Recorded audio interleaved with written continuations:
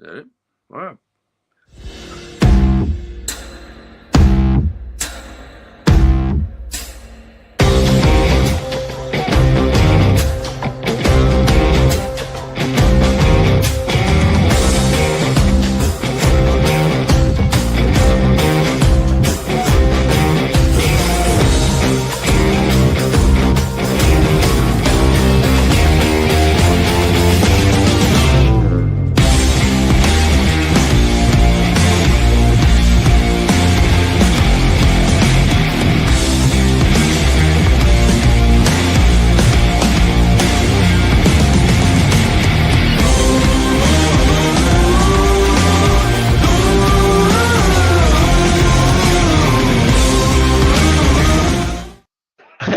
I don't know if the lead is the Steelers lose or if Andrew Filippone's getting his nipples pierced. I'm going to ask John Fedko and Jerry DePaula which is the lead. But, hey, Steelers lose in Cincinnati 33-31. Joe Flacco from the dead. 4 touchdown passes. I mean, where do we start, John, besides the nipples? Well, let's not talk about nipples. Jerry, listen. The Filippone story is a huge one, and I could care less, John. I actually could, because it's an example of these young whippersnappers, Jerry. And I'm serious about this. I mean, I'm some 65-year-old guy screaming, "Get off my lawn!" But when he tweeted that, John, I immediately went on this show. And listen, I'm not innocent. I was saying this team is going to the Super Bowl, but I said 1,000 times on the pregame show. That's why I'm so glad I did a pregame show that Mike Tomlin could screw this up, which he did tonight. And what I said when I saw that tweet from Filippone is, dude, do you realize what Tomlin's record is on Thursday Night Football? Have you seen his record? Have you seen the 2-9? Have you seen the 0-6? Do you know this? I mean, Jerry and I are old guys, man. We have seen this act over and over and over again. I had to cover it. I had to do post-game. I had to cover this clown, Tomlin, losing Thursday night games on the road. I was there. I don't know where Filippone was. He may have been in college. I don't know. He's a kid. But I've seen this act before. You do not put your body on the line, okay? That's good. That guy's going to experience some severe pain. So I think this is a big story. You're insane and you're a kid if you put your body on the line and you have Mike Tomlin coaching a game, and that's the decision. That's just an insane decision. And you saw it tonight. And again, I'm going to let Jerry get in here because I do think this was atrocious coaching. But it was a great football game. Let's start with that. Great football game. Very entertaining. 2 great quarterbacks. Freiermuth was tremendous. There's a lot of positive the Steelers did in this game. I love the Freiermuth resurrection story. He was insanely good tonight. Can we stop talking about trading him now? Yeah, right. Exactly. Hey. Well, let's get Jerry in here instead of me blabbing, because I'm sure Jerry's got some insight he wants to talk about. You say atrocious coaching. I think it's an atrocious secondary play. The physicality in the secondary just wasn't there. I mean, Jamar Chase, he's a great receiver. He's the best receiver in the league by far. And the Steelers had no answer. Now, the Bengals had an answer for Metcalf, who the Steelers' best receiver, but the Steelers had no answer for Chase or Higgins. Listen, can I just say something about Art Smith? First 28 minutes were really good. Coming out of the 2-minute warning, I mean, what are we doing? Run the ball. That's a brief sequence. That was a couple of that runs. Was brief sequence that led to 14 points. It led to Cincinnati getting completely back in the game. Jerry, he threw an interception. Did he throw an interception, or did that defensive back make a great play? What did that have to do with the running plays before that? Well, let's see. Run first. Okay, fine. Why slow it down and then run again and slow it down, call a timeout, and then the pick? It was bad. That should have never have been the call on second down. They should have thrown the ball downfield. It's just bad. It's a bad sequence when they run the ball 2 times. downfield and got it intercepted. on third down, Jerry, on third down. Second down, they just nonchalantly run that play, and then they nonchalantly go up. It was bad sequence by Art Smith that led to points for Cincinnati and totally changed the complexion of the game as far as I'm concerned. Let me just jump in real quick. I do think the game, if I'm just looking simplistically, the game was lost in the last 2 minutes of the first half. That was an atrocious, sequence. And the game was lost because Jamar Chase couldn't cover Jamar Chase. Well, first of all, Metcalf's got to catch the ball. So that interception is not on. First interception, maybe Metcalf. So we're going to start with that. Remember, Jerry, it was 14-10 on that play, and the Steelers were going to go down and at least get a field goal. So that was enormous. But they would have go without the interception. This is the point I want to make about coaching, okay? And I'm not going to blame Arthur Smith. It always starts at the top. I don't care what their game plan was, and I know they had one. Of course they had a game plan, okay? When you see that Joe Flacco, and you saw it on the first drive, okay, it's 10-0, and then here comes Flacco, and it's like, now I'm just some jabroni 65-year-old guy, get off my lawn, sitting on a couch. And I swear on this, it's 10-0, and Flacco puts together this like 8-play drive, and I'm like, man, this guy is on, okay? He is on. I don't know, the idiotic Browns, this isn't surprising. Those morons, how could they give up on this guy? Exactly. Plus, he's got two great, I'm saying this out loud. Plus, he's got, Jerry and I should be doing like one of those Manning things during the game. Because I'm saying this out loud. I'm not lying. I'm saying, so he's got two great receivers. Okay, we got a game, and Filipponi, you're in big trouble, dude. I'm saying this out loud. So listen, just let me play this out. So I say out loud, and I'm just some jabroni. I'm saying, man, if I'm Tomlin, I'm going to the offensive coordinator and saying, we are running the ball down their throat, and we're going to burn up clock because I got to keep the ball away from Flacco. That's what he was trying to do at the end of this first half. Jerry came out first pass, and he went down deep, and that ball got picked off. Remember, it was either 10-7 or 40-10. It was the first. There was only one play drive, but right before I said it, they went deep, and it got picked off. Remember that one? Yeah, all right. Okay, yeah, that was a Met cut. Yeah, yes, that was. They were down 10-7. Steelers got the ball back first play. The first play, you pound the ball. They had 3 runs. Trey Essex, and I love him. He's the guy that everybody needs to follow. He's so good, such a good analyst. So they had 3 consecutive runs in that 10-0 lead, Jerry. They went 7-10-4. So Jalen Warren was on. They were. That was the Bengals' deal. They can't stop the run. So now we get the ball back and we boom, first play. The first play should have been right up the middle. Even if it's a 3-yard loss, you got to burn clock and you got to put together a long drive, not try to hit some bomb down the field. Right. You see what just happened. That's my deal. So now let's go back. Let me quickly now go forward to the 2-minute thing. So now we got the ball and they do run. If you look at that play drive, and I'm just going off the top of my head, they ran the ball like 3 or 4 times. And all of a sudden, we're getting swing passes. We're getting Dan Fouts and the Chargers. We're going down. It's like, will you please run the ball? Will you please burn the clock off? Will you please just – it's elementary football, and that comes from the head coach. I'm not blaming the offensive coordinator. He's got to go over to the guy in the headset and said, we're running the ball. I need to run the clock down. I don't want to give Flacco the ball back. And that just never happened. And now you're down 17-10, and I understand. I'm not the second half. You got to put the ball in the air because now you're in a quarterback shootout. Okay, but they had the opportunity when it was 10-7.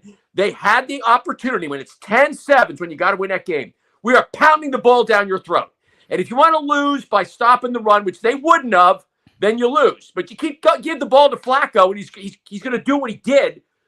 I think Flacco's a. What is good, Gary? How stupid the Browns look. We now got Baker Mayfield and Flacco looking unbelievable, and they got a midget and the clubhouse cancer of the century as their quarterbacks. But anyway, go ahead. I find it very interesting that you criticize the play calling at the end of the first half because they did run it, and then now you're in the other side. Yeah, okay, hold on. They run it. They don't run the ball listen, Jerry, I have no problem them running the ball on the first play out of the 2-minute warning. What I have a problem with is that they slow walked the second play and ran again. And then they slow walked under a minute to throw, and it was a pick. Bad. One running play didn't decide this game, John. One running play in the first half didn't decide the game. No, Jerry, you're absolutely right. The secondary was terrible. Oh, it's horrible. Okay. That was the game. And you saw it on that last play. It was down the 5 yard. It was terrible. And we talked about this last week that their weakness is the secondary. I've only been on this show for 2 weeks, so I can't say, hey, I've said this. I've never thought Joey Porter was good. He's overrated. Yep. He's always hurt. He's always in the tent. So I don't want to hear anything about Joey Porter. He's another bust, in my opinion. Ramsey didn't play well tonight either. Oh, no doubt. Well, how old is Ramsey? 85 years old. What is he, 90? Yeah, I mean, you got a 75-year-old corner in Ramsey, and then you got Mr. Joey Porter, one of these players' kids that we're supposed to think's great because his dad was great, and his dad was great. Their secondary is a problem, and they were not physical. They were getting dragged. They weren't tackling. Chase Brown ran well. Chase Brown was like bouncing off of them. Why? Because they're little skinny guys. I'm as strong as I can bench as much as those secondary guys, and I'm not kidding you. Okay, they're skinny, and that's the way the second. The Mel Blounts don't work anymore. You got to get these skinny guys that John Fedko could go in there and beat them up. And that's what you get. You get those big tube receivers nailing those guys, right? That's I'm with you. That's not the coaches. That's just, hey, we got these skinny guys that Fedko can beat up in our secondary and probably beat in a race and definitely is tougher than them versus these 2 stud receivers. You could definitely out-talk them, John. You could out-talk them, that's for sure. You could out-talk them if you can't beat them up. I can out-bench Jerry. I'm in better. They're skinny. That's the problem with this league. They are. Listen. You remember the years in the 80s? You had big, tough, like Mel Blount. You had guys that take your head off.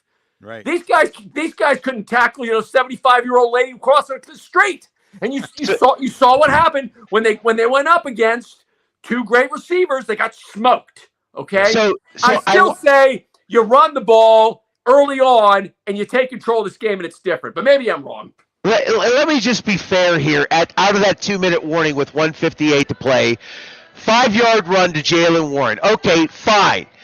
They slow walk 25 seconds, and they decide to run Warren again for a yard, and then it's 3rd down, and they took another 38 seconds off the clock. They did complete a pass for a 1st down. They call a timeout. Then it's -3 on a pass play, and then the pick. I thought it was a bad sequence, Jerry DePaula. I was not happy about the 2nd down and 5 run. Because they didn't score and they threw an interception. Right. Well, but that's relative to the calls when the 2nd down play should have been a pass downfield. Should have been a pass downfield. All I'm saying, John, is one play in the first half didn't decide this game. One play call in the first half didn't decide this game. And that's fair, but a sweet sequence of plays in that leads to what happens with the interception, and then it leads to a field goal, 17-10, and then another field. Within 11 minutes, it was 10-0. With 11 minutes of play later, it was 20-10 Cincinnati. Okay, so we need to talk big pictures. I definitely get Jerry's thoughts on this because we can talk all we want to about don't blame the coach, and you can't lose this game. This is an embarrassing loss for this organization, as usual, especially with Tomlin's record on Thursday night road games going in. I mean, this is comical for us to act like, oh yeah, that's a great Bengal team, and no, you got to win this game. You got to win this game, okay? There's no excuses. You got to go into a town that just got a quarterback 7 days ago. They can't stop the run, okay? They're a complete mess, and you got to win this game. So let's talk about the big picture now. They got themselves 3 really tough games coming up here, Jerry. Yep. Okay, now the good news is, they got 2 home games. It's Green Bay and Indy. And where were the Steeler fans? I'm with you. They even mentioned it during the game. I mean, usually that Cincinnati Stadium's half packed with Steeler Thursday fans. night They on the weren't out road. there. 80-20, at least 80-20 Bengals fans. They really didn't show showed up tonight. Fans, so I was going to say, well, the Chargers Stadium will be a Steeler home, which it probably will. I mean, the Chargers get no support. So that game's going to be filled with Steeler fans. So they're basically going to have 3 home games. That's a Sunday, too. This is a Thursday night on the road. Yeah, I agree with you. I agree. And the good news is they get 10 days to rest. So this isn't over. This is, for the Steelers. It's John, they're so embarrassed by losing this game. How can they possibly go on and play next week? I think they're just tails and run now. They're so embarrassed. They lost 33-31 to Cincinnati. Oh, my goodness. Last week, you had them in a Super Bowl. I did. You had Jerry. Again, you put Jim Render in charge of this team. I love it. Jim's the greatest. It's not. Listen. How many? Jerry? No, seriously. I get it, and I love you, Jerry. But how long do we have to keep saying the politically correct thing that Mike Tomlin's a good coach? He is not a good coach. He's mediocre at best. You cannot lose this game this year. This is a walk-in gimme. I'm going to repeat it again. Donnie football over at 93.7 would have gone 8-0 in this division this year. This is an embarrassing loss to this franchise. It's another exact example of Mike Tomlin. All his fanboys in the national media are going to keep sticking up for him. The guy needs to be fired. It's a terrible loss. I don't agree with that, John.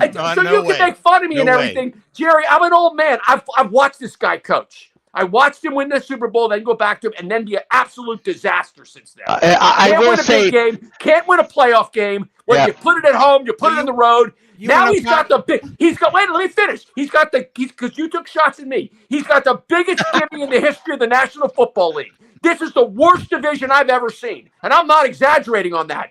Donnie Football would have coached this team to 8-0, and this clown can't go into Cincinnati on a Thursday night and win them. This is an embarrassing loss. And we can sit around and talk about, Mike Thomas, he's not great. He's mediocre at best. He should have been fired 4 years ago. The Steelers are going to get what they deserve. Okay, they should be going to the Super Bowl because there's no great teams in the NFL. That Cincinnati team stinks. They have 2 great receivers and a decent quarterback. You run the ball down their throat. That's what you do. Where was T.J. Watt tonight, fellas? Now you get. Where was T.J. Watt tonight, Jerry DiPaolo? He had a play there at the end when Hayward had Flacco sack. Yeah, he didn't play very well at all. You know what? Yeah. Flacco was getting rid of the ball so quickly. I don't think they had a chance for many sacks tonight. Did they? He had half a sack and 1 total tackle, Jerry. Flacco is really good. He was quiet tonight. He really is. And that's all well and good. That on Mike Tomlin. The fact that T.J. Watt had a mediocre game, that's Tomlin's fault. Jalen Warren. How the heck can you let that happen? I don't get it. Somebody has to take blame, right? At the end of the day, I think we should fire the coach at 4-2. Yeah, absolutely. Let's fire him. Yeah, right. So here's the deal: Mike Tomlin is now 2-10 Thursday night road games. Well, okay, yeah. And 0-7. I let Paul Zeiss talk me out of Bengals plus 5.5 tonight. I mean, Tomlin. Yeah. Oh, those stats, they do mean something. They do mean something. I mean, he proved it again. First 28 minutes were great. Last 32 were not. They were just not. They were terrible. And Jalen Warren wastes a career high, 16 carries for 127 yards tonight in a loss. But they didn't run him enough. Jalen Warren was great tonight. He was great. Right. Jalen Warren was probably screaming in his head, "Please give me the ball." Whether they threw it to him, or whether they ran it. That first interception was bad. They should have been running Warren. You're right, John. They should have been when they were up. And I'll go back to the play-by-play here real quick, just so I make sure that I'm accurate. When they should have run Warren was on the push. That's when they should have run Warren. Okay, and that's fine. But when Cincinnati scores that first touchdown, you don't let Aaron Rodgers just lob one up. You give the ball to Jalen Warren, and you let him run at least once. You don't throw it first down there. It's a bad throw, bad call. They had some spots where I was just not happy with the play calling, and the results were not good. And this is the end result: a horrific loss, but not. It's indicative to Tomlin in these short windows where he's got little time to prepare, and he's on the road against a division opponent now 0-7. Now let me these spots. Let me just say this: they got 10 days to prepare for Green Bay. The game's going to be at home, and they got Indy at home. So listen, it's what have you done for me lately? This season, they can still go to the Super Bowl. There's nobody great in this league. There's nobody good in this league. There's no great Kansas City, Buffalo. A couple of years ago, you could see it's Kansas City and Buffalo. That ain't happening. Buffalo's a shell of themselves too, and so is Kansas City. You get Kansas City out of Kansas City, they can be beaten. Nothing's changed from last week other than another horrific Tomlin Thursday night loss, but nothing's changed. The division's still a joke. The Steelers should still win every other game in this division. They should not lose another division game, okay? So that puts them 7-1 at the division. It makes the Indianapolis game an absolute must-win. Strong. Lamar Jackson's coming back at some point, and they got to play Baltimore twice. Baltimore's defense stinks. So I'm with you, but Baltimore's defense is it's bad. There's no absolutes in this league. You of can't course, say, I'm with you, Jerry. Just because the division is bad doesn't mean the Steelers are going to beat every team in the division. Everybody thought that the Steelers were going to win tonight, and it didn't happen. So the good news is they don't play Baltimore until December. Okay, Jackson's healthy. Well, and that's fine. It's December 7th and then January 4th for the schedule, just in case anybody was wondering. It is Steel City Sunday. Cody Silva says Green Bay just handled the Bengals, so we'll see how the next game goes. Should be a good contest. But again, Green Bay has to come here. It's an 8 o'clock game. It's a Sunday night game. Steelers have some time to lick their wounds and maybe decide if they want to throw on first down after they're up 10-7 on the road. But they'll be at home. But hey, I don't know. Nothing's changed on Jalen Warren. A great game last week, great game this week. Really physical runner. 20 touches. Gotta love what you're seeing out of him. Aaron Rodgers, sensational. And then Freiermuth comes off the bench, and what an unbelievable team player this guy is. You didn't hear a word out of him whenever he was going nuts on Darnell Washington. Guys like me going nuts on Darnell Washington. He just kept his mouth shut, goes out and has an unbelievable game. So listen, the Steelers are still in a league where nobody's not a conference. There's great teams in the NFC. In a conference, and the Steelers are going to see one of those, Detroit, later on. Green Bay. Green Bay's good too, Jerry. I agree. I think Detroit's really good. But that game's here. The Green Bay game's here. Now the Detroit game's on the road.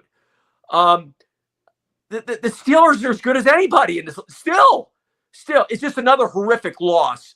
Yeah, listen, Jerry. I still think the Steelers have a really good shot to go to the Super Bowl. They got to get home field advantage. Okay, but they weren't going to go 16-1 either. They were going to lose.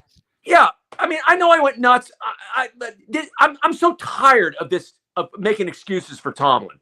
This is inexcusable to have a 2-10 Thursday night football road. That's inexcusable. Any other coach would be fired for that. And 0-7 in the division. That's really the most disgusting part. Yeah. Disgusting part is that he has not won. I'm not saying fire him tomorrow, Jerry. I'm not saying fire him tomorrow. He should have been fired 4 years ago. Okay, and I'm an old guy, old 65-year-old guy who's been doing this a long time, and back in 2015 when I had a voice, I was saying fire this guy. He can't win the big one. He keeps blowing games at home. I mean, I don't want to go back to like 20, but I need to. He keeps blowing playoff games at home. This guy shouldn't be here right now. There's too many other great coaches who could take a guy like Aaron Rodgers, this defense, and these great players that are on this team. And I think Jalen Warren's just I think DK Metcalf's a great player. If this was any other team. In a division that's a joke right now. Yeah. It just blow everybody away in the division. But now we got to, we're living with this loss. Not weird, but this is a terrible loss. Right. It's not good. If Tomlin was coaching any other team last year against Baltimore with that record, he would have been gone. He would have been gone. He should have been gone. Should have been gone. 100. Yeah. He would have been gone anywhere else. Things. Yeah. And okay. That is the chief, and then Dan, and now we've got the lawyer who has taken over the family business. Well, Art is doing what his dad would have done. Dan Rooney would not have fired Tomlin either 4 years ago. It was his only hire. It's Art's only hire as team president. Let's just also clarify that. Dan hired Tomlin. Well, but Art was Dan not still alive and still running the show when Tomlin was hired. Yeah, but Art was involved. But Art was president of the organization, was he not at that time? Well, Art was part of it, but Dan was the chief. Dan was in charge. They might have hired Russ Grimm if not for Dan. I'm not going to deny what you're saying. I mean, again, semantics at this point. He's never going to fire Mike. He's never going to fire Mike Tomlin or let his contract expire. It's going to be Mike Tomlin saying, I no longer want to be the head coach of this football team. That's how he departs. That's the only way Tomlin departs this organization. It is Steel City Sunday, a post-game show. Steelers lose 33-31. We're at the North Park Lounge, Richland, and the Hilltop Event Center. Ron, I love you.